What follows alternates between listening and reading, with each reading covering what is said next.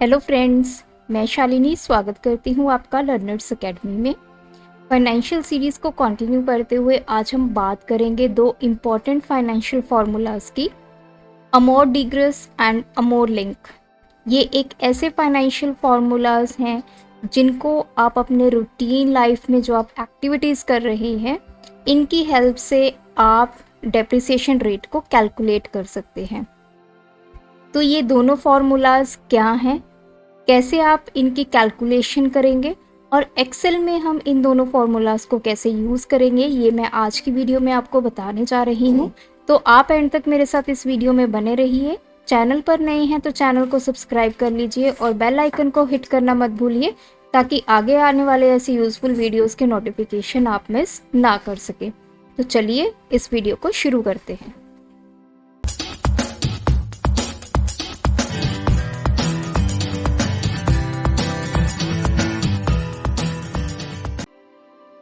सबसे पहले बात करेंगे अमोर डिग्रस एंड अमोर लिंक।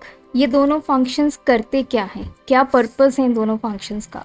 बेसिकली ये दोनों फंक्शंस हमें एक डेप्रिसिएशन वैल्यू कैलकुलेट करने में हेल्प करते हैं किसी भी प्रोडक्ट की। ये प्रोडक्ट कुछ भी हो सकता है, आपके जो डेली एसेट्स हैं वो भी हो सकते हैं, घर हो सकता है, मोबाइल फ़ोन हो सकता है, कैमरा हो सकता है। कोई भी चीज़ जो आप बाय करते हैं और कुछ सालों के बाद आप चाहते हैं कि उसको आप रीसेल कर दें, उसके लिए हम यूज़ करते हैं अमोर डिग्रस एंड अमोर लिंक। तो जैसे मैंने बात की कि ये दोनों फार्मूलाज एक ही प्रिंसिपल पे काम करते हैं, दैट इज डेप्रीसिएशन। अब सबसे पहले कंसेप्ट समझते हैं डेप्रीसिएशन होता क्या है। अब सपोज कीजिए आपने एक प्रोडक्ट बाय किया, आपने एक मोबाइल फ़ोन बाय किया। आप चाहते हैं कि आप इस मोबाइल फ़ोन को, जिसकी कॉस्ट है 5000 रुपीज़, इस मोबाइल फ़ोन को आफ्टर 1 ईयर आप इसको रीसेल कर दें। तो कितनी अमाउंट पे आप इसको रीसेल करेंगे, बिकॉज डेप्रिसिएशन होती है कि जो आपकी एक्चुअल कॉस्ट होती है उससे कम कीमत पर आप उसको बेच सकते हैं। अब ये कीमत कम क्यों होती है? जब भी हम कोई प्रोडक्ट यूज़ करते हैं तो उसका वियर एंड टियर भी होता है, कई बार वो प्रोडक्ट ख़राब हो जाता है। तो बहुत सारे फैक्टर्स हैं जिसकी वजह से जो उसकी एक्चुअल कॉस्ट है वो कम हो जाती है, और जो कम हुई कॉस्ट है उसको हम बोलते हैं डेप्रीसिएशन। तो जब भी हम डेप्रीसिएशन कैलकुलेट करते हैं तो कुछ रेट भी होता है जिसको हम डेप्रीसिएशन रेट बोलते हैं। सपोज 2%, 3%।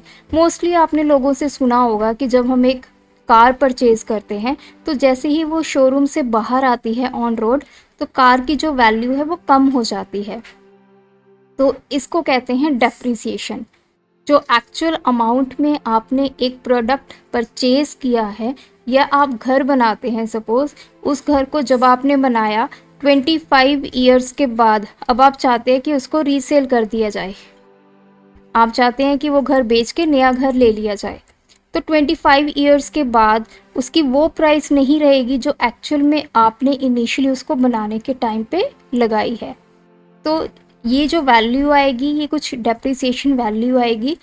इस फैक्टर को बोलते हैं डेप्रिसिएशन, मतलब कम होना, जो एक्चुअल वैल्यू है उससे कम होना। तो डेप्रिसिएशन जब भी हम बात करते हैं तो हमारे माइंड में दो चीज़ें आती हैं। डेप्रिसिएशन हमेशा तब कैलकुलेट होता है जो उसकी एक्चुअल यूज़फुल लाइफ है किसी भी प्रोडक्ट की, वो आपके लिए ख़त्म हो जाती है। तो डेप्रिसिएशन जब मैं बात करूँगी तो दो फैक्टर्स में ध्यान में रखूँगी। एक तो ये कि मेरा जो प्रोडक्ट है वो अभी ठीक है, लेकिन मैं उसको सेल करना चाहती हूँ। जैसे आपका मोबाइल है, तो आपको पता है कि मोबाइल, नई नई टेक्नोलॉजी के मोबाइल्स आते हैं, तो मैं चाहती हूँ आफ्टर 1 ईयर या आफ्टर 2 ईयर उसको मैं रीसेल कर दूँ। तो ऐसे केस में भी आपकी जो अमाउंट है वो कम होगी। दूसरा फैक्टर होता है कि जब आपका प्रोडक्ट ख़राब हो जाए। अब सपोज़ कीजिए आप एक मोबाइल लेके आए हैं, वो 6 महीने बाद ख़राब हो जाता है, तब आप उसको रीसेल कर देंगे, तब भी वो प्रोडक्ट की जो कीमत है वो कम हो जाएगी। तो यही दो फंक्शंस हैं, एक है अमोर डिग्रस, एक है अमोर लिंक। जो अमोर डिग्रस है ये भी हमें डेप्रिसिएशन वैल्यू कैलकुलेट करने में हेल्प करेगा, और अमोर लिंक भी डेप्रिसिएशन वैल्यू कैलकुलेट करता है। लेकिन इन दोनों में डिफरेंस क्या है? जो मेन डिफरेंस ये है कि अमोर डिग्रस हमें तब वैल्यू कैलकुलेट करेगा जब आपका कोई भी प्रोडक्ट वर्किंग स्टेज में होगा, मीन्स वो डेड नहीं है, वो काम कर रहा है। और अमोर लिंक हम तब कैलकुलेट करेंगे इसकी हेल्प से डेप्रिसिएशन को, जब आपका प्रोडक्ट वर्किंग स्टेज में नहीं है, मीन्स वो डेड हो चुका है, आपका मोबाइल ख़राब हो चुका है, तब आप चाहते हैं आप उसको रीसेल कर दें। तो उस टाइम पे जो हम फॉर्मूला यूज़ करेंगे वो होगा अमोर लिंक। तो अब हम एक्सेल में देखते हैं कि इन फॉर्मूलाज को हम कैसे यूज़ करेंगे। चलिए बढ़ते हैं अपनी एक्सेल शीट की तरफ। तो यहाँ पे आप देख सकते हैं एक्सेल शीट में हमारे पास कुछ मैंने यहाँ पे वैल्यूज़ लिखी गई हैं। सबसे पहले बात करेंगे टोटल कॉस्ट। ये सारे पैरामीटर्स हैं जो हमारे इन दोनों फंक्शंस में यूज़ होने वाले हैं। सेम पैरामीटर्स ही दोनों फंक्शन में यूज़ होंगे। लेटर ऑन हम इनमें डिफरेंस चेक करेंगे। सबसे पहले है टोटल कॉस्ट। जो मैंने प्रोडक्ट की डेप्रिसिएशन वैल्यू कैलकुलेट करनी है, उसकी एक्चुअल में कॉस्ट कितनी है, मैंने वो कितने का बाय किया है या परचेज़ किया है। तो मैंने सपोज़ कीजिए एक मोबाइल लिया है 5000 का। डेट ऑफ परचेज़, किस दिन मैंने वो ख़रीदा। फर्स्ट पीरियड मींस उसकी जो वारंटी टाइम है वो कितना है, तो 1 साल की वारंटी है, 10 महीने की है, 12 महीने की है, कितनी है। तो जो फर्स्ट पीरियड है मेरा वो है 31/12/2020। नेक्स्ट आ जाता है सैल्वेज वैल्यू। अब ये सैल्वेज वैल्यू क्या होता है? जैसे मैंने आपको बताया कि जब भी हम डेप्रिसिएशन की बात करते हैं तो लास्ट में हमें एक ऐसी वैल्यू मिल जाती है जो उस प्रोडक्ट की जो हम एक्चुअल कॉस्ट लेते हैं उससे बहुत कम होती है। तो अगर मैं इस प्रोडक्ट को बेचना चाहती हूँ, जो उसमें मुझे नुकसान हुआ है, जो वैल्यू मुझे कम करनी है, वो है मेरी सैल्वेज वैल्यू। तो यहाँ पे मैंने सैल्वेज वैल्यू ली है 200 रुपीज़।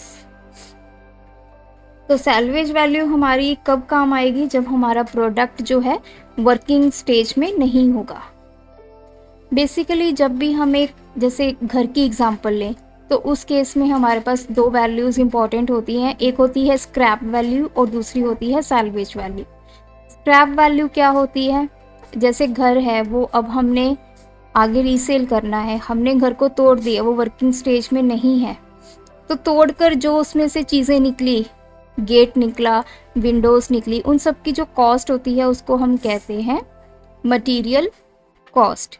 उस मटेरियल कॉस्ट में से हम लेबर कॉस्ट को सब्ट्रैक्ट कर देते हैं, तो जो हमारे पास अमाउंट आती है उसको हम बोलते हैं स्क्रैप वैल्यू।